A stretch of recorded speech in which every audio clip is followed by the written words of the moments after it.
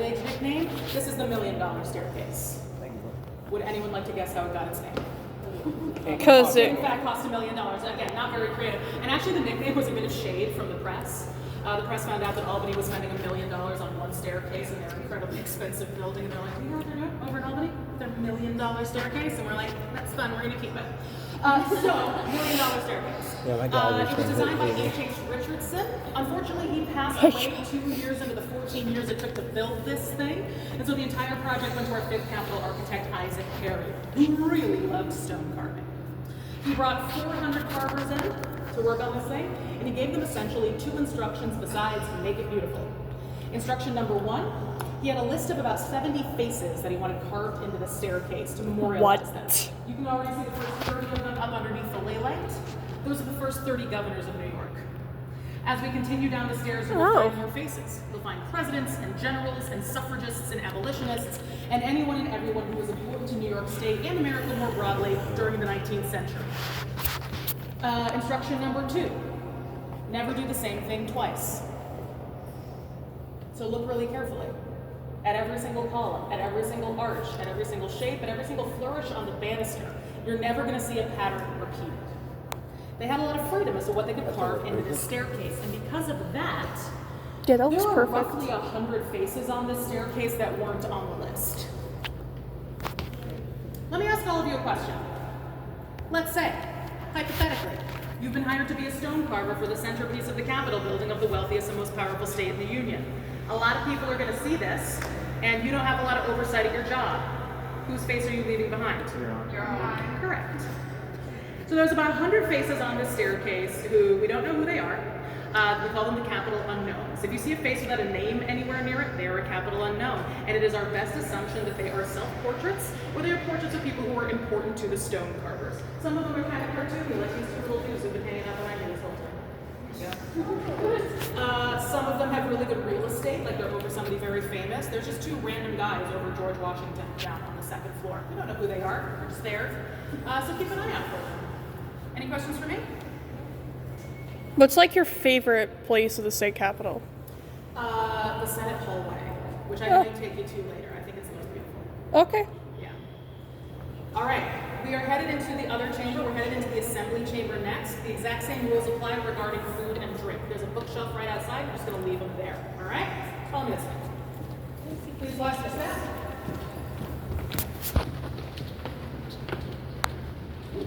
Holy.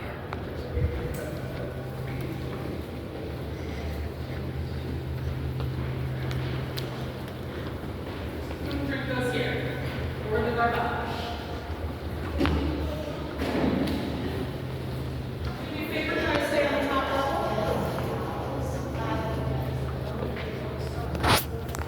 I haven't checked yet.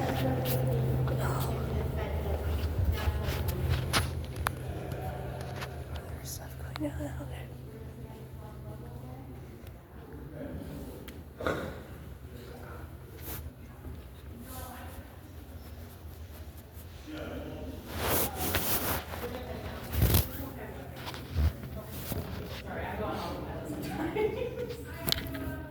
Hi. Hello.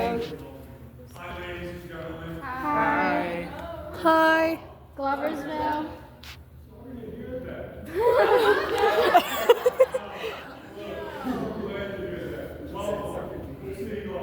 Good seeing you. Why are you all here then? Oh.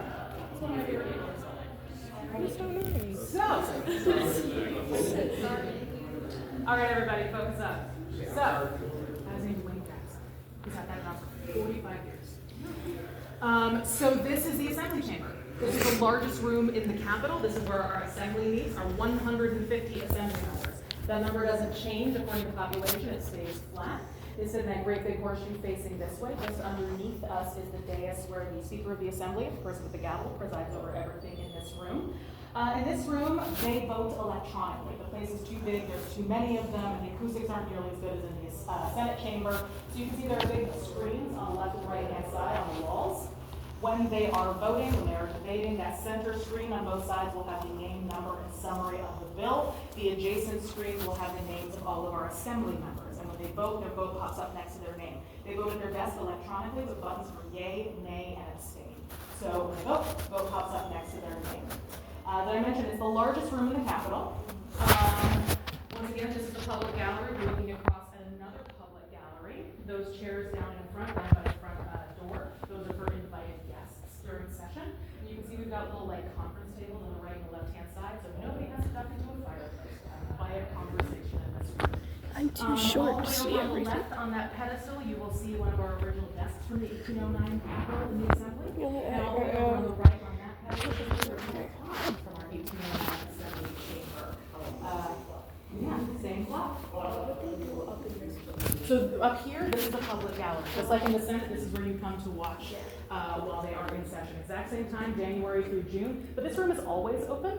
They don't lock until about 5 o'clock in the afternoon on weekends. It looked like in 1879 when this room opened. It was the first room to be open to the public. It was an enormous stone vaulted archcathedral hand-carved ceiling over the largest room in the Capitol, and it was exceptionally beautiful. But it didn't come without its problems, and it only lasted 10 years. Why was it, like, what happened to it? I'm gonna tell you. Okay. Sorry. Have I not set up the, how tours work? All right, so here's what happened. First of all, it was too big and too cacophonous, and it made the acoustics in this room terrible. Basically, there's a rumor that a legislator voted against his own bill because he couldn't hear what was going on in the room. Bad news. Number two, it was too heavy, and it started to crack under its own weight. For a second, little cracks started to appear, and then pieces of the ceiling started to fall, and then a 9-pound chunk of the ceiling fell to the floor in the middle of the night. No one got hurt, but everybody freaked out and said, shut it down, right? So they lowered it significantly, they built it out of oak, they also lowered it kind of awkwardly, it cuts off the arches on both sides, and it completely destroyed 2 original murals by William Morris Hunt on the right and left-hand side. So that was ceiling number 2. How did we end up with ceiling number 3? The Capitol Fire of 1911. You want to hear haunting stories? Now's the time to listen. Yes. First, we have to talk about the actual story. First of all, middle of the night, March 29th, 1911, a fire breaks out behind the Assembly. And that's this way. This is the, like I said, largest room in the Capitol. They save this room, they save the Capitol. If we didn't save this room, you'd be touring a different building right now. So the Albany Fire Department rushes in here, they douse this room with water, and what they learn is that the builders are ceiling numbers in corners. Do you see all that beautiful carving in the arches? It looks a lot like oak, but it's not. It's something called oakum, which is essentially paper mache. It's very convincing paper mache, but it is paper mache nonetheless. So when fire hoses hit paper mache panels in the ceiling, what happens? Yeah, they disintegrate and start falling to the floor. Funny enough, it's very helpful to keep a fire out of a room when big wet sloppy sponges are falling from the ceiling. It ends up helping to save this room. So now we've rebuilt, we have ceiling number 3, still with the oakum and the arches, which is pretty cool. Yes. Ladders and scaffolding, and a lot of these lights are on winches, they lower. Yeah. So, yeah, we can go talk about the fire on the actual floor, because you guys are quick. All right, we're gonna move this way, we're gonna talk about the fire and our Capitol ghost. Make sure you have everything you walked in with, grab whatever. Was the ghost spotted? Like, have there been sightings? There probably has been sightings. Like, did he have, like, famous pictures? I want to see a picture.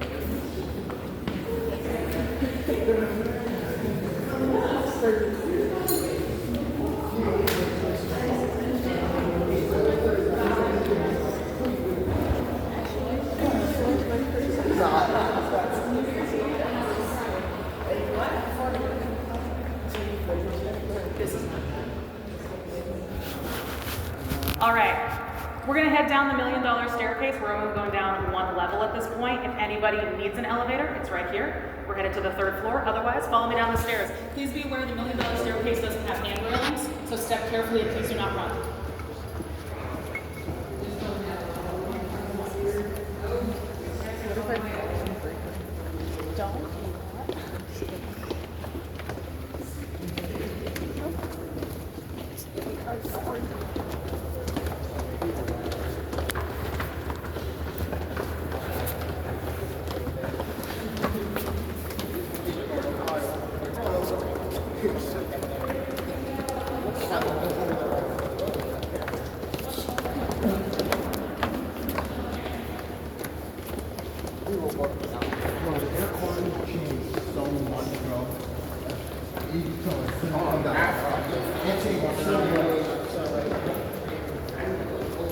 haven't sneezed at all, and I'm happy about it. All right. Also, once we're done with the story, flag me down. We'll take a picture here on the staircase. Great, thank you. All right. As I said, March 29th, 1911, a fire breaks out behind the assembly chamber. Now, this building is stone on stone on stone. Stone is not very flammable, but there's one room that's exceptionally flammable, and it's this one right here. So nowadays, this is the legislative library. It's one floor. It's very nice. It's used mainly by researchers and legislators. But in 1911, here in the Capitol, this was 3 floors tall, and it was the New York State Library and Archives. So that means the fire came this way, headed towards one of the largest libraries in the country, full of wooden shelves. It destroyed 500,000 books and 275,000 irreplaceable historic documents, and one night watchman. His name was Samuel Abbott. He was a Civil War veteran who was 77 years old. His post was in the library, and he didn't make it out of the building in time. His body was found 3 days later. He could only be identified by the pocket watch that he had on him by his son, because otherwise he was subject to a fire. So we do have a plaque for him right over there, and he is our most famous Capitol Ghost. People have reported doors opening and closing, lights going on and off, their computer monitors blinking. There was an actual viewing of or sighting of him and an interaction with him in 2008. We have that story with our previous chief curator. So yeah, if you ever come here, you hear whistling, you hear keys jingling, you walk through a cold spot, it might be Sam. He is a friendly ghost. He's not mean. He's kind of like a nice, lovely grandpa. He's like a lovely grandpa who just is making his rounds in this building to this day. It's pretty cool.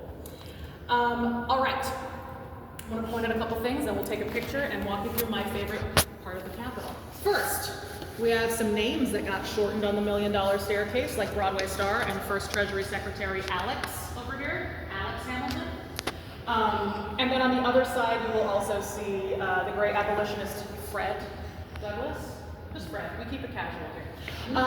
So, if you want to take a picture, you want to do it like here? Yes. Right? You guys line up on like the first 5 steps here. Anyone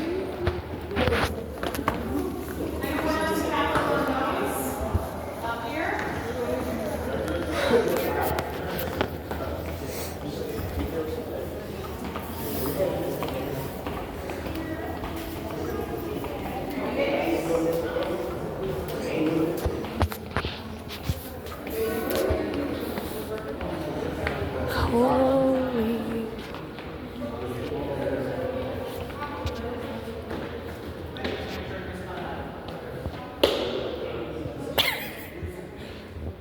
The ultimate T-pose. All right, guys, real quick. Technically, food and drink is not allowed in here, but we're going to pass through. But that means we're not stopping and sitting. We are moving, okay? Because technically, you're not allowed in here with food and drink. This is the Senate hall.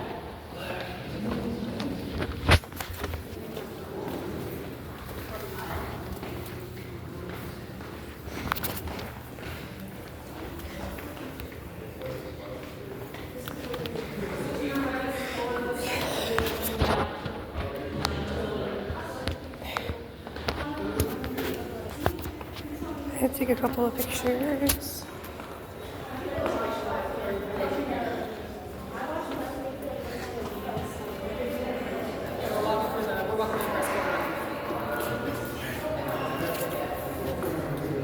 That hallway was beautiful. It is beautiful, right? Wait, do you see the green laser? Is it popped up yet? All right, follow me this way, guys.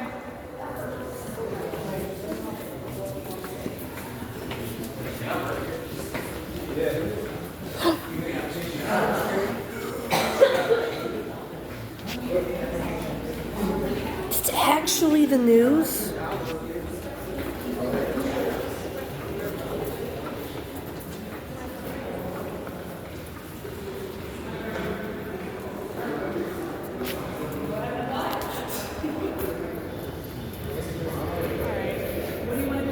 I can't look down. I'll apply with OGS. So, the look, if the viewer's not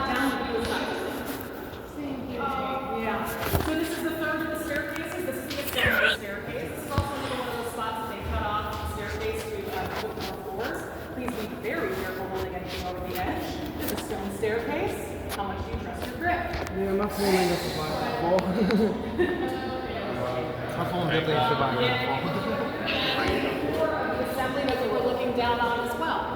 We're gonna head down one more set of stairs.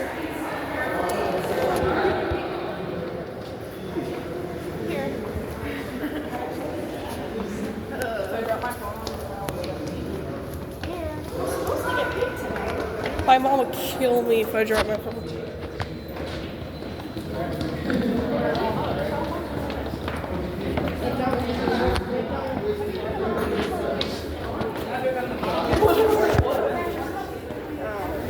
There's not a thing I'm scared of the staircase. It would be me and you that take the pictures. Yeah, we're probably not our ass. Me totally. I would totally do that.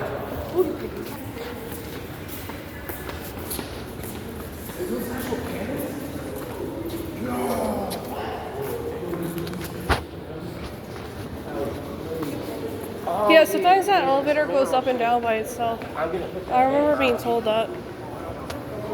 That is sick. There's a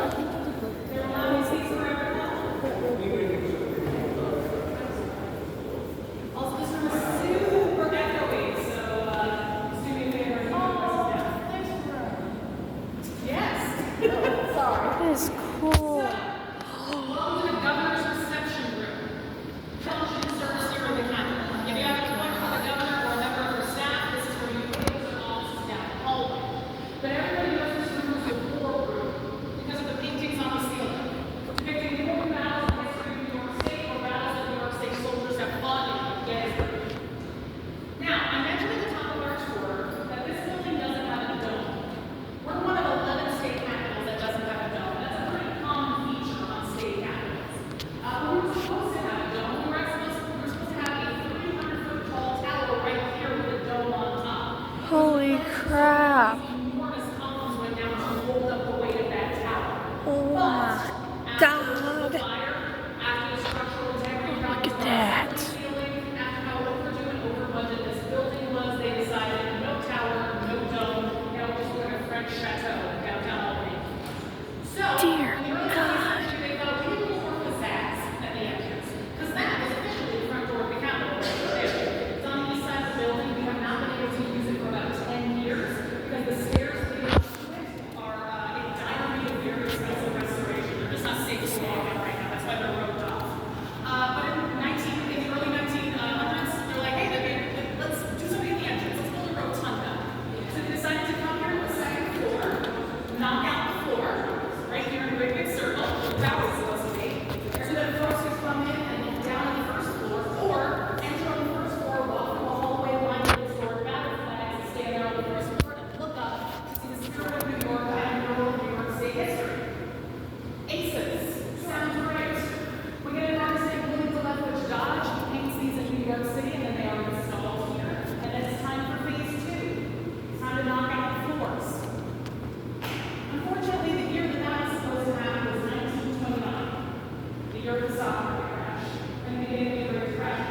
All of a sudden, no more money in the budget to go towards beautifying the Capitol. It has no more places to be. And so now, as the floor plans, and so do the paintings. It also explains why the paintings are kind of overwhelming. We have a picture never seen them. First one to see in this place. We have a painting to be seen an entire floor down. So now this is the governor's reception room. It's been many things throughout the history of the Capitol. It has been storage, it's been offices, but now it is the governor's reception room ever since it was updated in the 90s. It's also a rotating exhibit space, and they come back here during the holidays.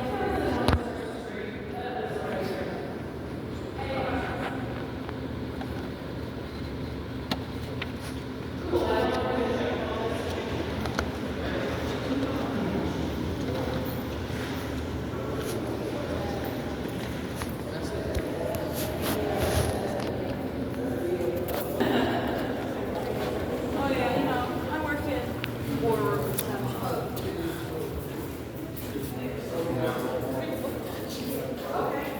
I keep feeling lightheaded whenever I get near a staircase. It's